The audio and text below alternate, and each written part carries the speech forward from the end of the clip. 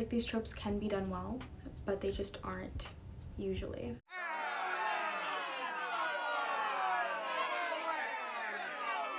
So the first of these tropes that I absolutely hate would be love triangles.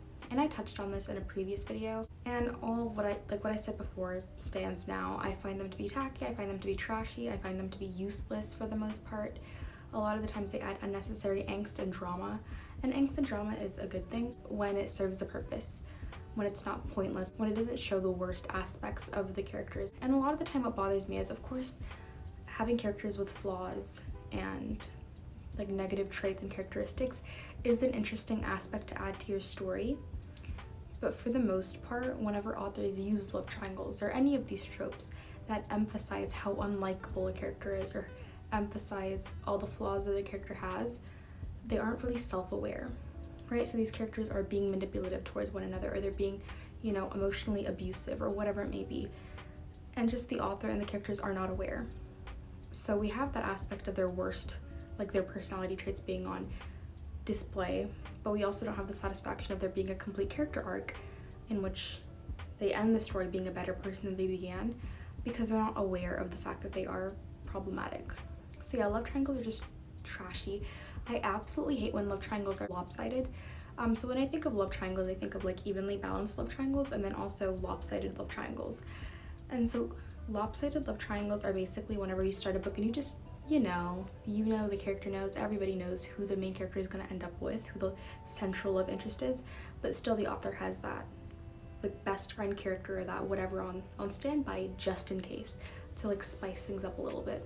And that's where the manipulation really comes in full force, because we all know what's going to happen. We all know who the main character is going to end up with. She knows who she's going to end up with usually, but still she strings along another guy for no reason, because like we all know.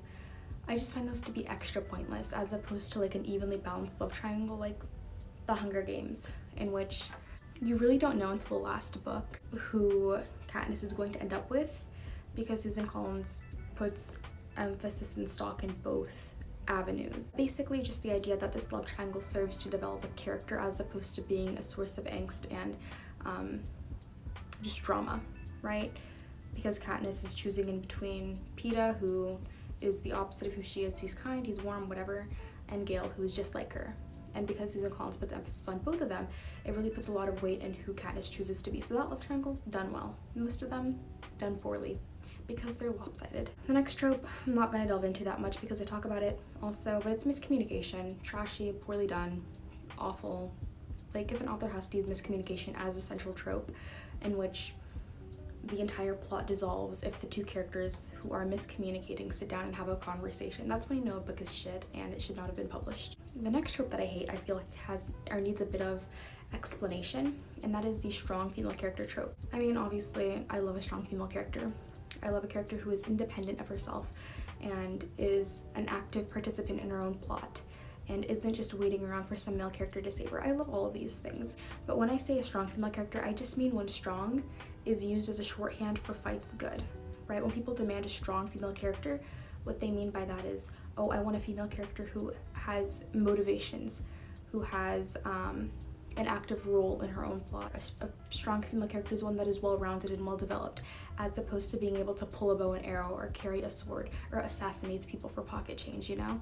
And I feel like that's where YA is right now.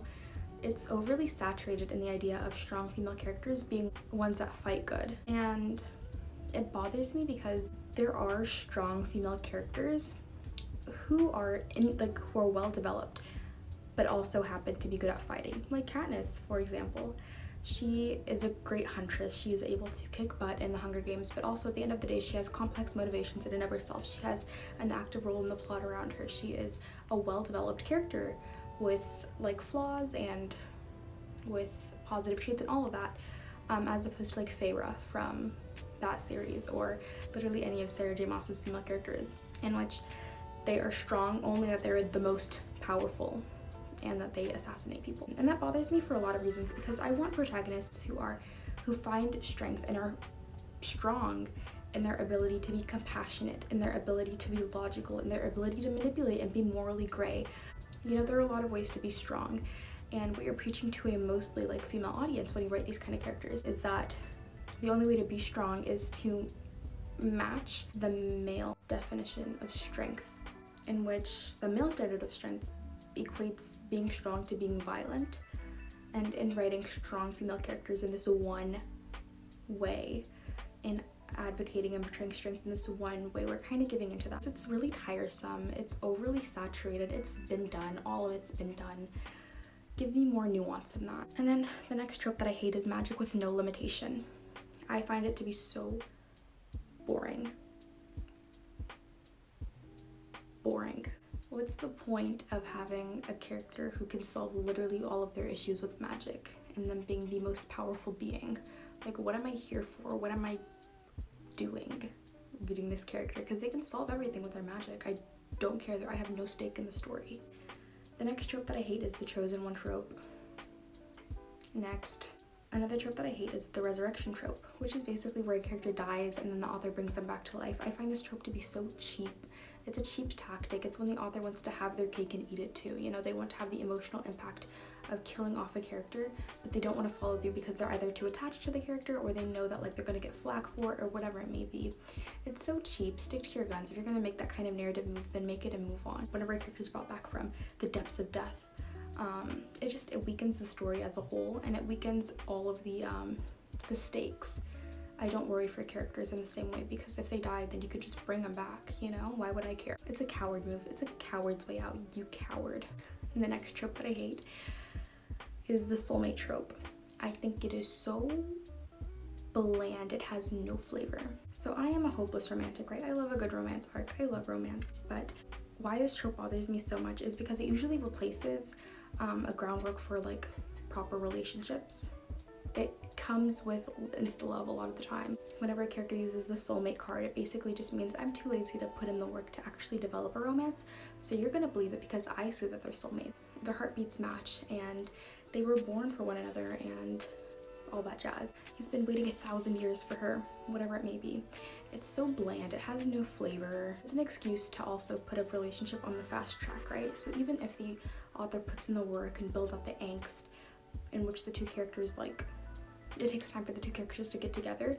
When they do get together, usually the author goes, oh, they're soulmates, and then from then on, like, they're basically married. It's like, what is that one card from Monopoly where it's like, skip jail or whatever, a jail-free card, or skip the 2 years of awkward hand-holding card, or skip the 4 years of, like, building a relationship and building mutual trust and building respect card. So yeah, just it's lazy, it's boring, it has no flavor. Whenever an author says, oh, they're soulmates, it just takes me out of the romance. I'm like, okay, well, y'all got this covered, I'm gonna head out. Okay, so the next trope I hate is the flawless character trope. Basically, characters that have no negative traits or no real flaws. Like, their flaws that they're clumsy or that they are like arrogant, but not in like a negative way. They're arrogant in like a cute, like hot guy way, as opposed to being arrogant in like I make bad choices that negatively impact the plot and make the character or readers frustrated with me kind of way. It's like authors are so scared that we're not gonna like their characters. No, give them a flaw. Flaws make them interesting. Flaws make the story interesting.